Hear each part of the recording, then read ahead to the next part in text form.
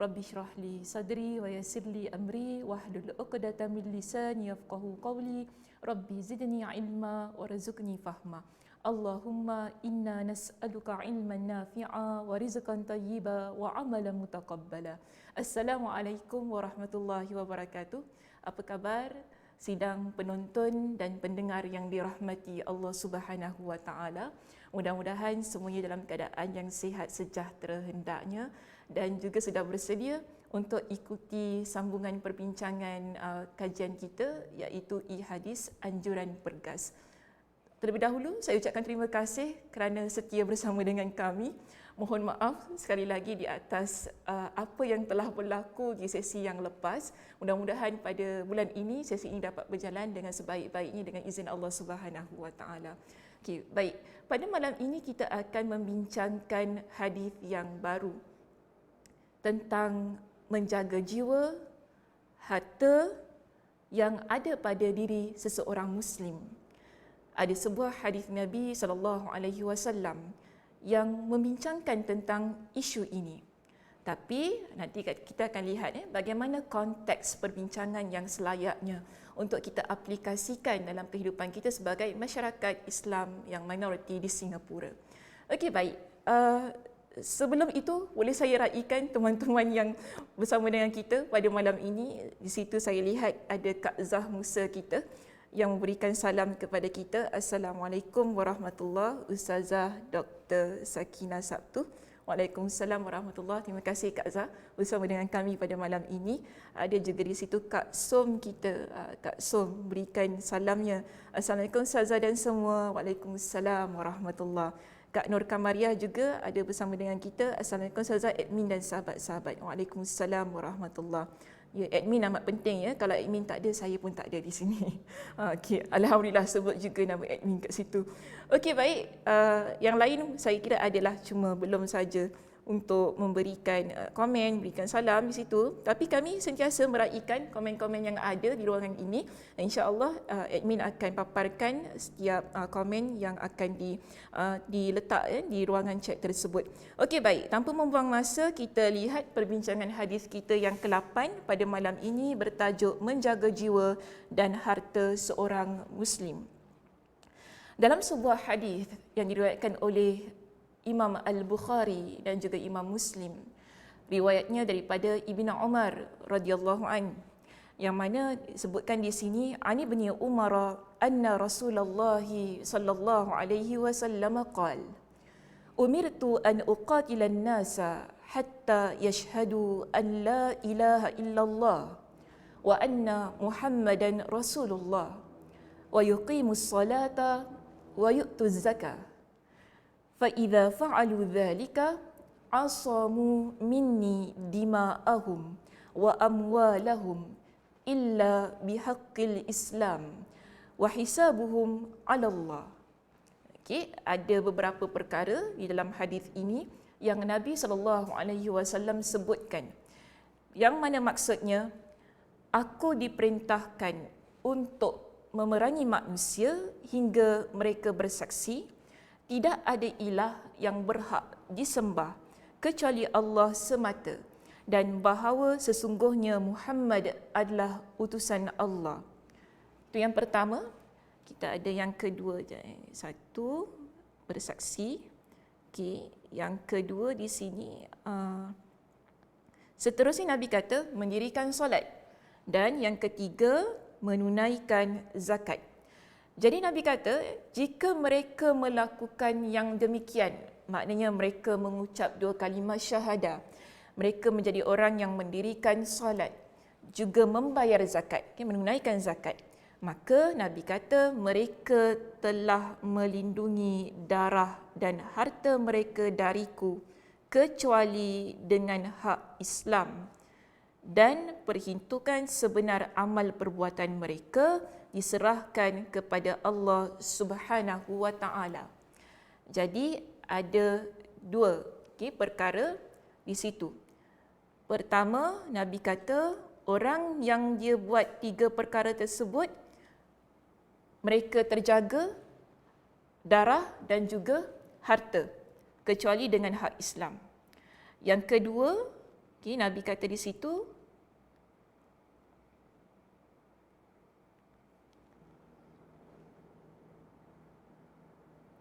perhitungan sebenar amal perbuatan mereka diserahkan pada Allah Subhanahu Wa Taala. Okey, bila kita baca hadis ini, kita akan dapati bahawa seolah-olah Nabi SAW nak kata dekat sini, kalaulah orang itu dia tak beriman kepada Allah, tidak mengucap dua kalimah syahadah, maka orang tersebut wajib untuk kita perangi. Dia begitu. Kalau kita faham secara tekstualnya sahaja, dia demikian. Sehingga Nabi kata mereka yang mengucapkan dua kalimah syahadah, kemudian mereka yang mendirikan solat, menunaikan zakat, di situ tidak boleh untuk kita ganggu darah dan harta mereka, kecuali dengan hak Islam, dan perhitungan sebenar amal perbuatan mereka kita serahkan kepada Allah Subhanahu Wa Taala. Namun penting untuk saya tekankan di sini bahawa konteks perbincangan hadis yang sedang kita baca ini ialah ketika Nabi SAW berada di medan peperangan pada zaman Nabi SAW waktu itu. Buktinya saya datangkan hadis riwayat Imam Muslim bagi menguatkannya perbincangan hadis ini, di mana Ali radhiyallahu an pada satu masa beliau ini pernah berada dalam peperangan Khaybar.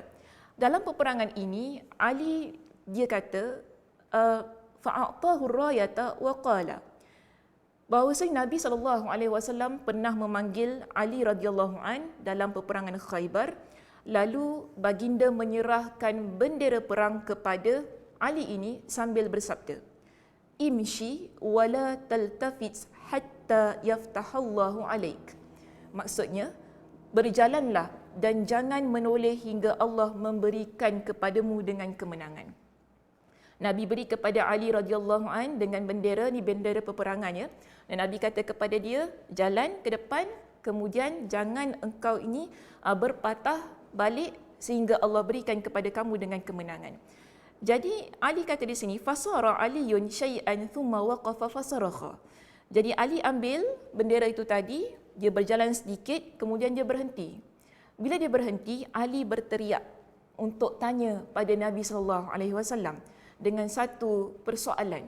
Dia tanya kepada Nabi, ya Rasulullah, ala madza uqatilun nas? Okey, maknanya dia kata, wahai Rasulullah, atas dasar apa aku memerangi orang-orang itu, iaitu pihak musuh yang ada di dalam peperangan ini. Jadi Nabi kata kepada dia, faqala qatilhum ala ay yashhadu an la ilaha illallah wa anna Muhammadan Rasulullah. Maknanya Nabi beritahu kepada Ali, engkau perangi mereka di atas dasar mereka bersyahadah bahawasanya tidak ada Tuhan yang berhak disembah kecuali Allah dan bahawasanya Nabi Muhammad adalah utusan Allah. Lalu Nabi kata, fa idza fa'alu dzalik, maknanya ketika mereka itu telah mengucapkan dua kalimah syahadah itu tadi, faqad asamu minka dima'ahum wa amwalahum illa bihaqqiha. Jadi Nabi kata sebagaimana yang terdapat dalam hadis kita tu tadi, Nabi kata kepada Ali, jika mereka ni maksudnya pihak musuh yang terlibat dalam medan peperangan itu, bila mereka mengucapkan dua kalimah syahadah, Nabi kata mereka telah melindungi darah mereka darimu. Maknanya Ali tak perlu lagi perangi mereka. Maknanya Ali perlu lepaskan mereka dalam peperangan itu kecuali dengan haknya. Dan hisab perhitungan amal mereka terserah kepada Allah Subhanahu Wa Taala. Bila kita baca hadis yang melibatkan Ali radhiyallahu anhu itu tadi, kita dapati Nabi SAW menjelaskan kepada Ali apa sebab jika sekiranya kamu nak lepaskan musuh tu daripada medan peperangan. Maknanya kita nak selamatkan, kita tak perlu lagi perangi dia. Nabi kata, bila mereka mengucap dua kalimah syahadah. Bila mereka mengucap dua kalimah syahadah, maka terselamat, terjaga darah mereka, harta mereka darimu. Jadi, konteks hadis itu tadi tunjukkan kepada kita, ia berlaku di medan peperangan. Jadi, kalau kita berada pada satu tempat yang mana non-Muslim ni baik, non-Muslim tu tidak ada masalah dengan kita, kita hidup dengan aman dan damai di sebuah tempat dan tidak ada perkara yang menyebabkan berlakunya peperangan sebagaimana yang terdapat pada zaman Nabi SAW itu tadi, maka hadis ini konteksnya tidak kena jika kita ingin aplikasikan. So di situ penting ya, saya ingin ingatkan, mungkin ada orang melihat hadis ini sebagai satu cara untuk dia memusuhi non-Muslim. Kan, mungkin dia kata, oh Nabi suruh kita perang, kalau kita tak perang nanti kita dosalah, kita tak ikut sebagaimana yang Nabi SAW perintahkan. Tapi konteks amat berbeza. Konteks hadis ini Nabi SAW sebutkan ialah dalam medan peperangan. Adakah kita berada sebagaimana konteks pada zaman itu? Tidak. Okey, namun hadis ini ada perkara penting yang boleh kita ambil untuk kita aplikasikan pada konteks kita. Jika kita rujuk ya pada perbincangan hadis ini, ada satu perkara yang ingin saya tekankan, iaitu keutamaan dua kalimah syahadah. Saya ingin mengambil pendapat daripada Imam Ibn Rajab Al-Hanbali rahimahullah.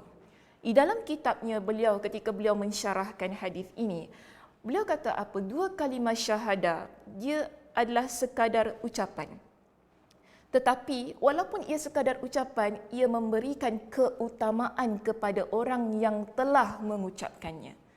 Beliau jelaskan lagi di dalam kitabnya, iaitu kitab Jami'ul Ulum wa Al-Hikam, disebutkan mereka yang telah mengucapkan dua kalimah syahadah, dalam masa yang sama mereka melaksanakan syariat Islam.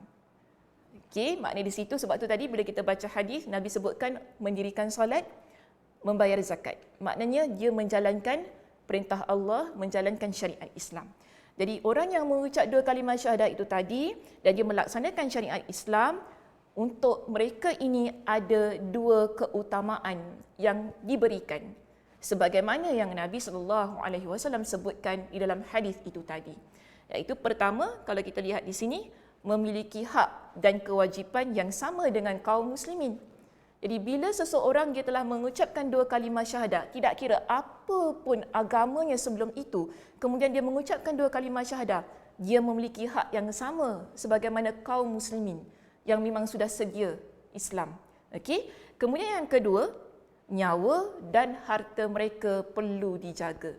Jadi kita perlu jaga nyawa dan harta mereka, tidak boleh diganggu dan tidak boleh diperlekehkan. Ini sebagaimana apa yang disebutkan oleh Imam Muslim dalam sebuah hadis berkaitan dengan orang yang mengucapkan la ilaha illallah.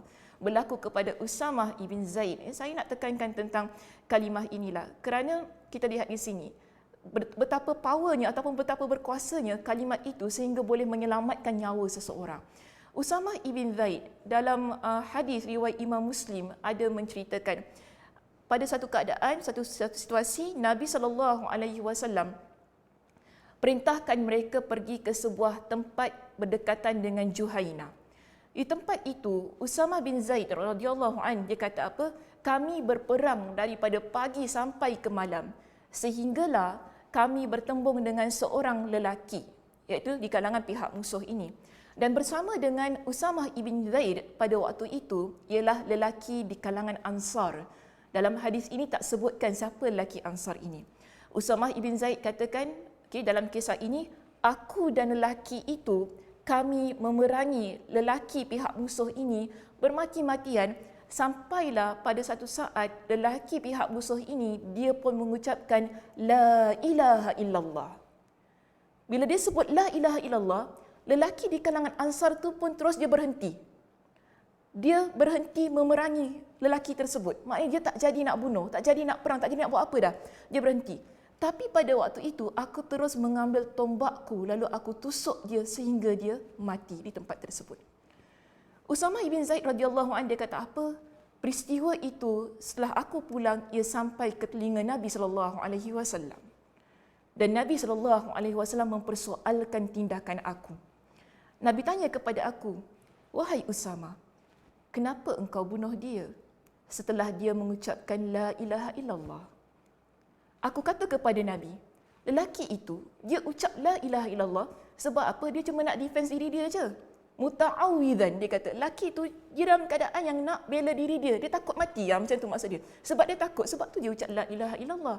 Tetapi di dalam hadis itu Nabi SAW dilihat berulang kali bertanya dengan Usamah, tentang kenapa bunuh dia setelah dia ucapkan la ilaha illallah, menunjukkan kepada kita apa yang dilakukan oleh Usamah itu tadi adalah perkara yang diingkari oleh Nabi SAW.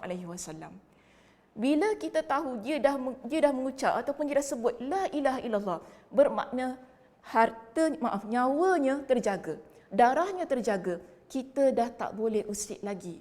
Itu maksud Nabi. Dah tak boleh untuk kita bunuh dia lagi. Tapi dalam peristiwa itu menunjukkan kepada kita Usamah radhiyallahu an dia tersilap tingkah. Dia mengambil keputusan yang terburu-buru kerana dia menyangka bahawa lelaki itu sengaja mengucapkan la ilaha illallah tersebut dan dia rasa lelaki itu hanya nak membela dirinya saja dan takut mati dalam medan peperangan. Yang jelas kepada kita di sini, bila Nabi SAW mengingkari perbuatan Usamah radhiyallahu an itu tadi, Nabi ingin beritahu kepada kita, bila ada orang yang sudah mengucap 2 kalimah syahadah, walaupun dengan ucapan la ilaha illallah, wajib untuk kita jaga darahnya, hartanya, kehormatannya.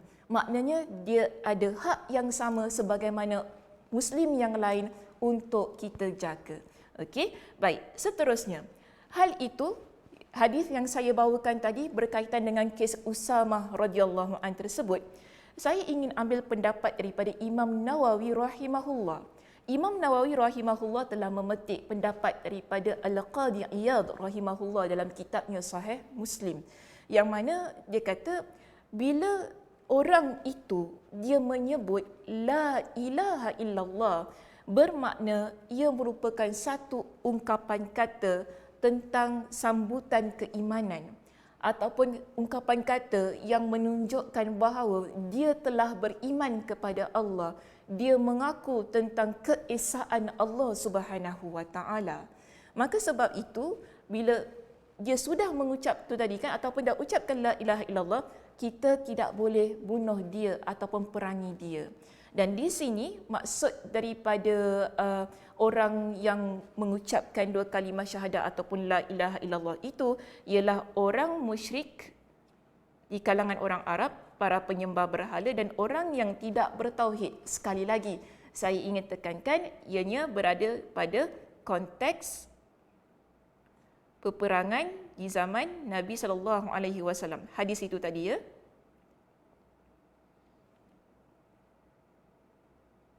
Sama juga jika sekiranya pada konteks kita hari ini ada di kalangan non-Muslim, dia masuk Islam, kan dia mengucapkan la ilaha illallah.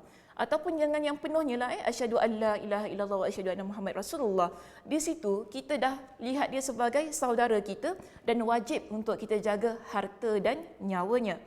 Sebab itu di sini kalau kita lihat keadaan orang yang non-Muslim, dia masuk kepada agama Islam dengan pengucapan yang menyambut keimanan tu tadi kan ataupun merealisasikan keimanan dia dengan ucapan tersebut, wajib untuk kita jaga darah dan hartanya. Bagaimana jika sekiranya dia adalah seorang Muslim? Bagaimana kalau dia seorang Muslim? Maka di sini kita pemetik sekali lagi pendapat daripada Al-Qadhi Iyad rahimahullah. Dia katakan bahawa kalau kita dah sedia Muslim, dia tak cukup dengan hanya untuk kita kata dia cuma perlu ucap 2 kalimah syahadah saja. Di sini ada penambahan syarat untuk orang tersebut, iaitu dia perlu menyertakan ia dengan mendirikan solat dan menunaikan zakat. Okey, dan seterusnya beriman dengan seluruh syariat yang dibawa oleh Rasulullah SAW. Maknanya bukan kita kata, oh kalau gitu cuma bayar zakat, mendirikan solat, ataupun tadi mengucap 2 kalimah syahadah tu je lah, 3 tu kan. Bukan begitu. Tapi ialah semua yang terkandung dalam syariat kita ini yang Allah Subhanahu wa taala turunkan kepada Nabi sallallahu alaihi wasallam, kita imani. Orang yang sedemikian adalah orang yang mana kita sebut telah merealisasikan keimanan dia.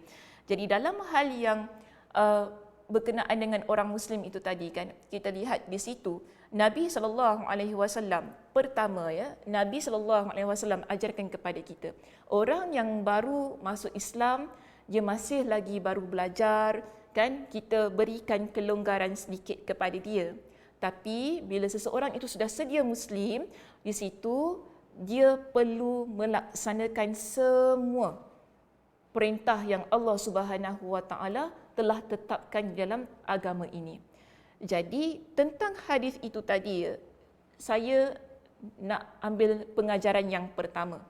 Okey, ada dua pengajaran yang boleh kita ambil daripada hadis kita yang ke-8 pada malam ini.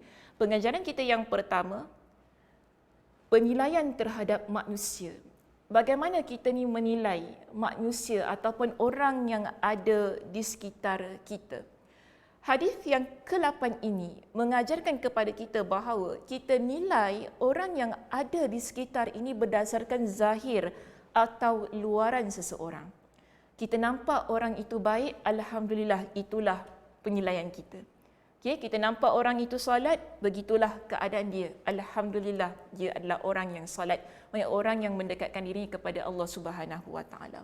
Sebab itu dalam hadis tadi, Nabi SAW mengaitkan keselamatan harta, darah dan harta berdasarkan ucapan syahadah, mendirikan solat dan mengeluarkan zakat.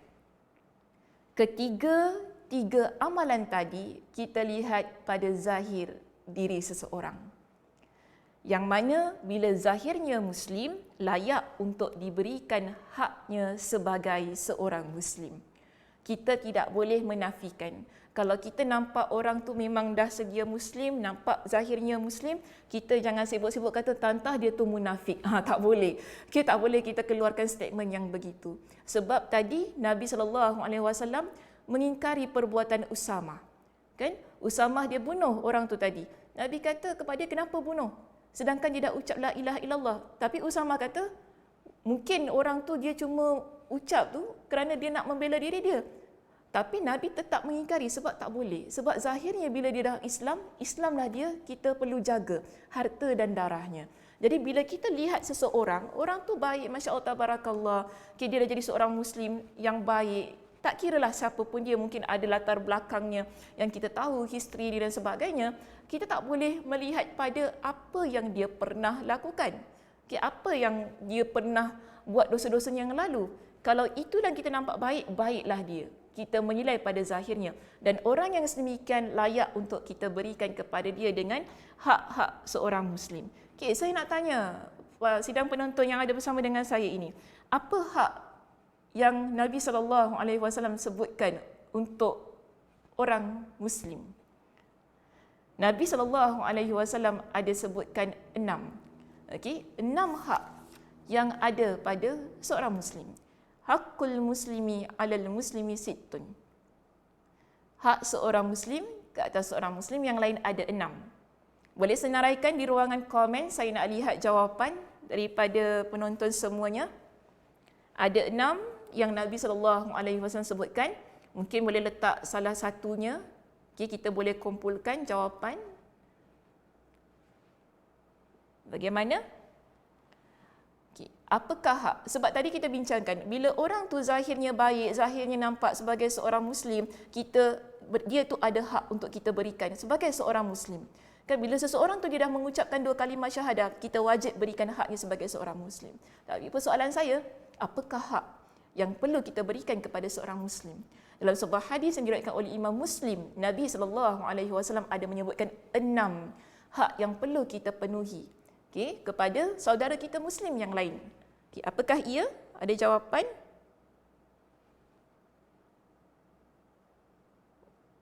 Mungkin Kak No, kita nak berikan jawapan jika ada. Ataupun Liza ke di situ, jika masih bersama dengan kita. Saya tanya soalan semua keluar ya daripada ruangan ini. Takut ke nak jawab? Tiba-tiba dia turun. Takut betul tu. Tak, jangan risau ya. Okey, Kak Zah beri jawapan. Memberi salam. Terima kasih Kak Zah. Ada jawapannya. Memberi salam. Kemudian Kak Zah beri jawapan memberi salam. Kita ada Adiratna di sini, menziarahinya bila dia sakit. Terima kasih. Kak Som menjaga maruahnya. Boleh, nanti saya terangkan. Liza kata apa di situ? Mengucap salam apabila berjumpa. Cantik. Kak Nur juga berikan jawapan yang sama sebagaimana Liza. Liza kata beri salam, Kak Nur kata beri salam juga. Syed Abdullah Matin, macam kenal ya. Lawat tiba sakit. Lawat ketika sakit. Lawat ketika sakit, menziarahi, kita ziarahi dia ketika dia sakit. Membantu jika meminta tolong, boleh juga mengiringi jenazah. Masya Allah ada hampir lengkap. Ada yang masih lagi jawapan yang belum lagi. Membalas salam, boleh. Menjaga hartanya, ucapkan salam. Semua cakap ucapkan salam ya. Salah satunya, murni salah satunya apabila seseorang meninggal, hendaklah dia menghantar jenazahnya hingga ke permakaman. Masya Allah. Itu betul. Penuhi undangan. Penuhi undangan. Itu jawapan yang saya tunggu kan. Satu jawab penuhi undangan, semua jawab penuhi undangan. Liza kata penuhi undangan. Umu Barakah. Barakah kata apa? Bila bersin. Bila bersin kenapa? Umu? Teruskan. Bila bersin, nak buat apa? Doakan ketika bersin. Ada orang lain yang sambungkan. Doakan ketika bersin. Masya Allah, tabarakallah. Ucap ketika bersin. Nak ucap apa tu ketika bersin? Ada siapa nak berikan jawapan kat situ? Orang bersin, kita nak ucap, kita nak doa. Doa apa?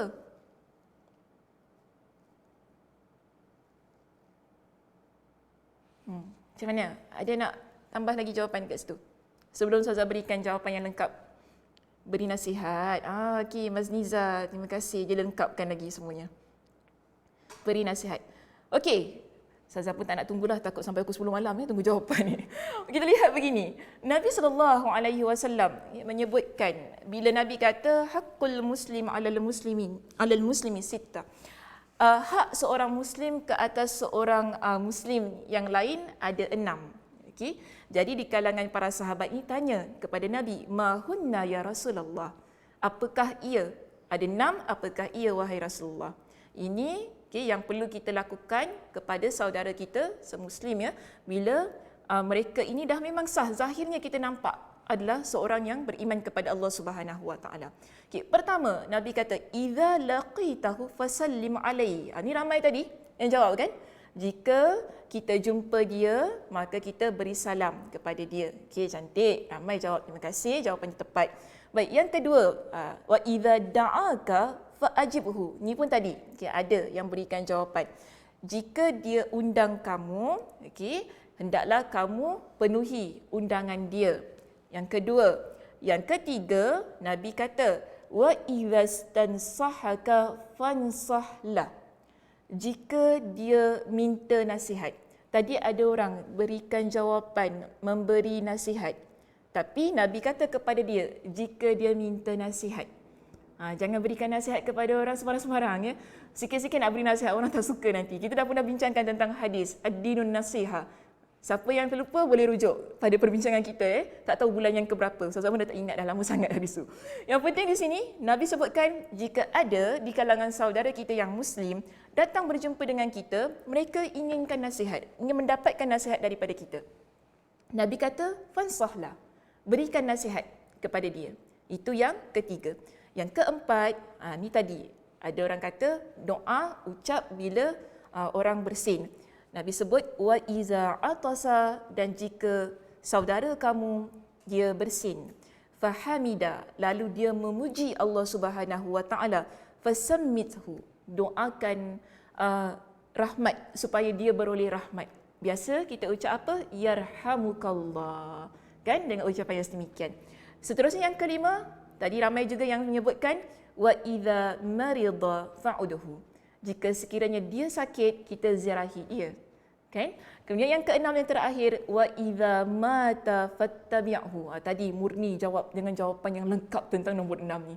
Jika sekiranya ada di kalangan saudara kita ni dia meninggal dunia, maka iringilah jenazahnya ke permakaman, ke kuburan dan sebagainya. Maknanya kita uruskan, kita jenazahnya daripada sudut mandi sehinggalah menyolatkannya sampailah kita menguburkan jenazah tersebut. Jadi ada 6 hak yang wajib kita penuhi untuk saudara kita yang pada zahirnya itu tadi kita nampak dia sebagai seorang Muslim. Jangan kita lihat, alah Ustazah, tanta dia tu action-action je jadi orang Islam. Jangan kata begitu. Kan? Sebab Nabi SAW tidak melihat kepada batin seseorang. Nabi melihat kepada zahir seseorang. Sehingga itulah yang menyebabkan Nabi mengingkari perbuatan Usamah radhiyallahu an yang membunuh orang yang telah mengucapkan la ilaha illallah itu tadi dalam peperangan. Jadi untuk mereka ini Nabi SAW pesan kepada kita.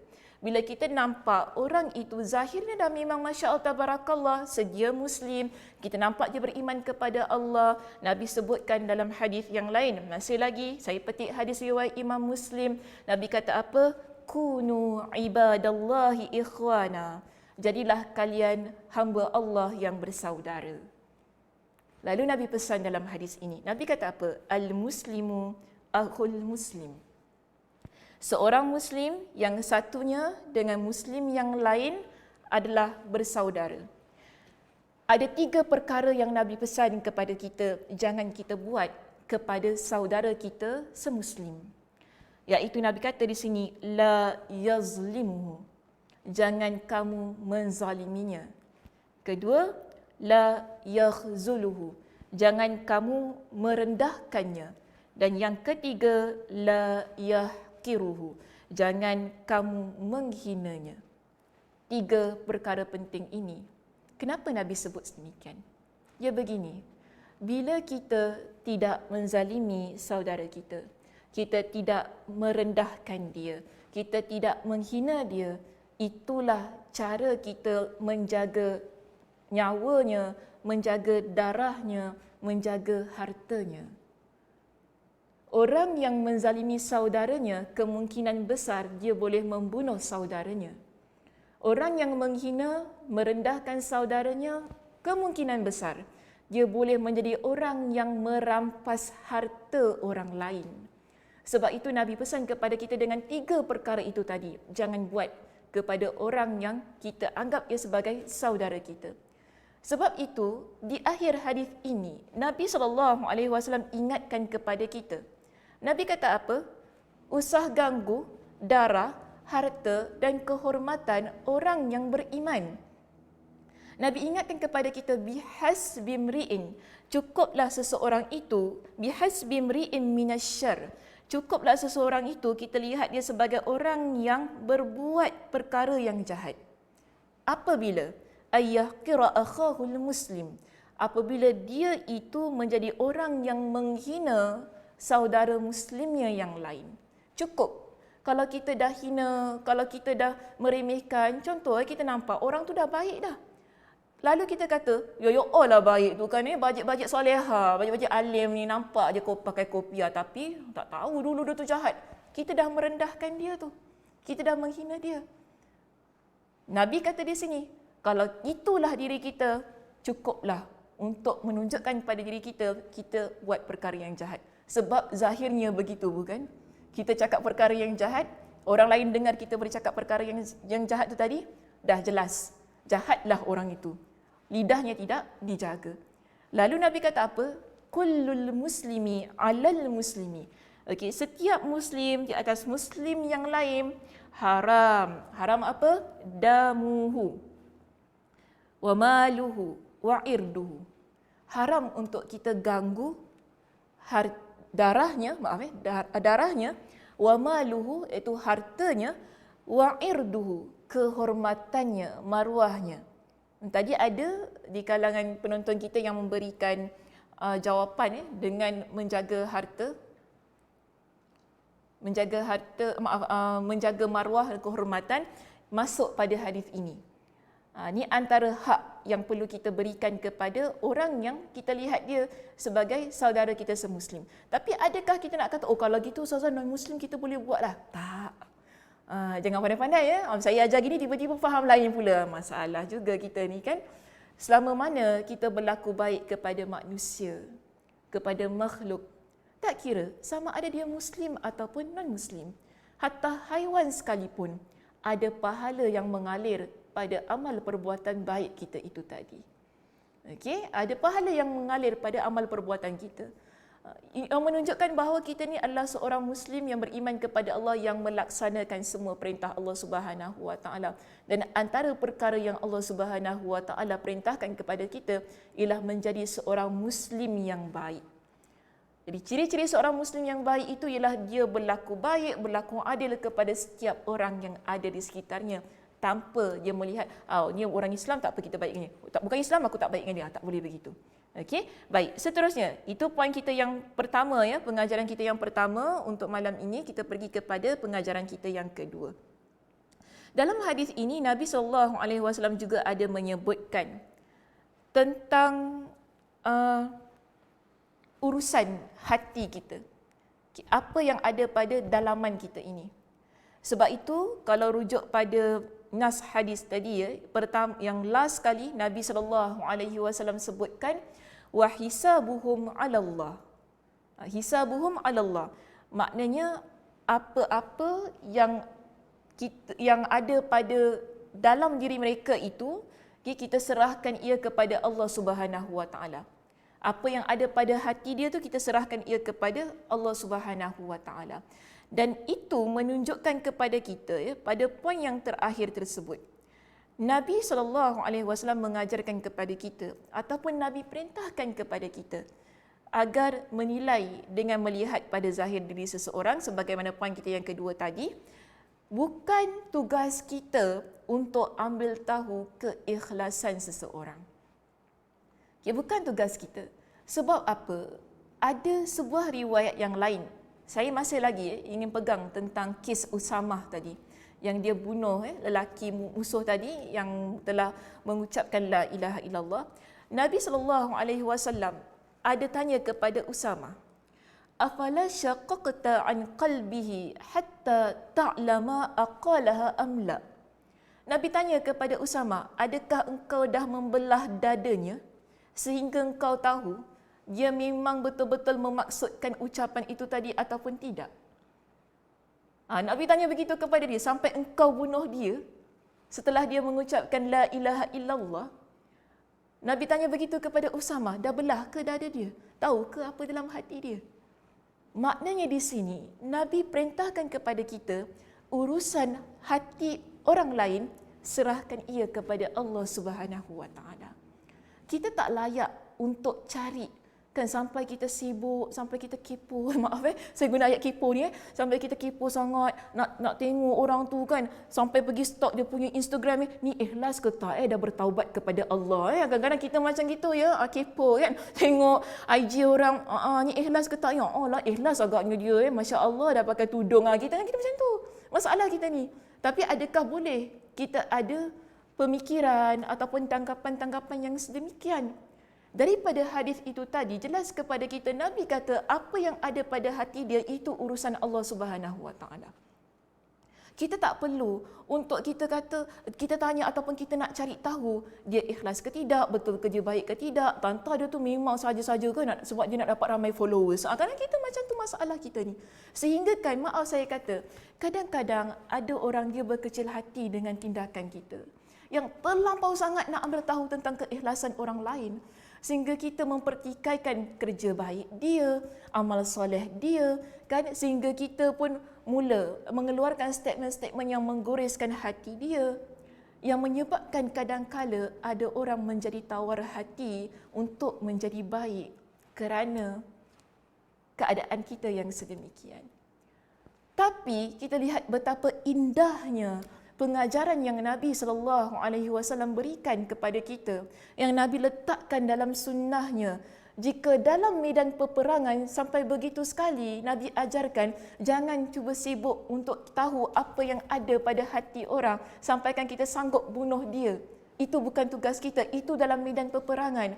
Apatah lagi kalau kita berada pada medan, orang kata pada satu situasi yang tak perang, kita berkomunikasi dengan orang lain, kita bersosial kan dalam kehidupan bermasyarakat kita, lebih-lebih lagi kita perlu menjaga bagaimana kita melihat ataupun kita menilai orang yang ada di hadapan kita dan di sekitar kita. Bukan hak kita untuk judge. Maksud saya untuk nilai, untuk meletakkan dengan label itu dan label ini kepada orang yang dah memang kita nampak dia alhamdulillah sedia baik pada zahirnya. Kan? Sebab itu di sini, poin saya yang ketiga, pada pengajaran kita yang kedua di situ, jika ternyata orang yang kita lihat itu tadi, okey, orang yang kita lihat itu tadi memanglah mungkin dia seorang yang musyrik. Dia cuma mengucapkan 2 kalimah syahadah tu tadi kerana dia takut dibunuh, contohnya. Okey? Ataupun dia jadi orang yang munafik. Di hadapan kita, dia tunjukkan dia solat, dia tunjukkan dia baik, dia bayar zakat, dia bersama dengan orang Islam. Maknanya memang nampak dia adalah orang yang Muslim. Tapi sebenarnya dalam hatinya adalah munafik. Kan dia tak beriman kepada Allah. Dia memang tunjukkan begitu sahaja. Dalam hal yang begini, sudahlah kita. Kita serahkan urusan itu kepada Allah Subhanahu Wa Taala. Okey, kita jangan kata ni orang ni munafik ni. Kan selalu ni orang-orang macam ini riak. Jahat ayat. Riak kan, baca Quran pun nak tunjuk dekat IG. Baca Quran lah. Saya kata gini ya, penonton, kalau nak kata pasal riak ni, tak ada ustazah yang nak mengajar dekat depan kamera ni. Betul tak? Kita bimbang nanti orang kata kita riak mengajar-mengajar ni kan, bimbang kita tak mengajar. Kita tak masukkan diri kita di sosial media ni kan untuk mengajar, untuk cakap perkara-perkara yang baik. Sebab apa kita bimbang? Nanti orang kata kita riak. Tapi ada banyak perkara baik dalam hidup ini kita perlu sebarkan. Kerana apa? Hidup kita, dunia kita, situasi kita, konteks kita pada hari ini, kita lebih banyak lihat perkara-perkara yang tidak baik. Tugas kita pada hari ini ialah untuk memeriahkan sosial media kita dengan sesuatu yang baik. Untuk kita mengimarahkan, saya guna ya perkataan mengimarahkan ini, sosial media kita ini dengan hal-hal yang memberi nasihat, peringatan, ajak orang kepada jalan Allah Subhanahu Wa Taala, ajak orang supaya jadi baik, jaga mulut, kan, jaga mata, jaga pemikiran, jaga hati. Kita nakkan sedemikian. Tapi kalau kita mula meletakkan dengan satu label yang tak baik tu tadi, munafik lah, riak lah, mesti ujub ni nampak soleh tapi ujub. Kita gunakan ayat-ayat yang begitu. Kita merosakkan sesuatu yang baik yang ada di hadapan mata kita. Tugas kita sekarang, saya nak tutup pengajian kita pada malam ini dengan berbalik kepada apa tanggungjawab kita sebagai seorang Muslim dan Muslimah. Tugas kita bukan untuk menebak apa yang ada pada hati seseorang. Tugas kita bukan untuk kita lihat mana letak keikhlasan hati dia. Bukan itu tugas kita. Tapi tugas kita sebagai seorang Muslim, sebagai seorang Muslimah ialah sama-sama memeriahkan hidup kita ini dengan amal soleh. Saling membantu, saling menyokong ke arah kebaikan sehingga yang terlihat di dalam komuniti Muslim kita adalah perkara-perkara yang baik. Sehingga perbuatan kita itu menenggelamkan banyak perkara yang tidak baik yang berlaku di sekitar kita. Itu tugas kita. Bukan untuk kita menilai adakah dia ikhlas ataupun tidak. Itu tugas Allah. Jangan ambil tugas Allah. Kita sebagai hamba Allah, jalankan sahaja tugas kita sebagai hamba Allah. Wallahu a'lam bissawab. Terima kasih semuanya di atas perhatiannya. Mudah-mudahan Allah Subhanahu Wa Taala memberkati pertemuan kita pada malam ini dan setiap apa yang telah kami kongsikan pada malam ini dapat sama-sama kita amalkan menjadi motivasi bagi diri saya terutamanya dan kita semua untuk terus-terusan menjadi seorang Muslim dan Muslimah yang sentiasa berjalan di atas jalan ketaatan. Saya tutup pengajian kita pada malam ini dengan tasbih kafarah. Subhanakallahumma wa bihamdika asyhadu an la ilaha illa anta astaghfiruka wa atubu ilaik. Assalamualaikum warahmatullahi wabarakatuh.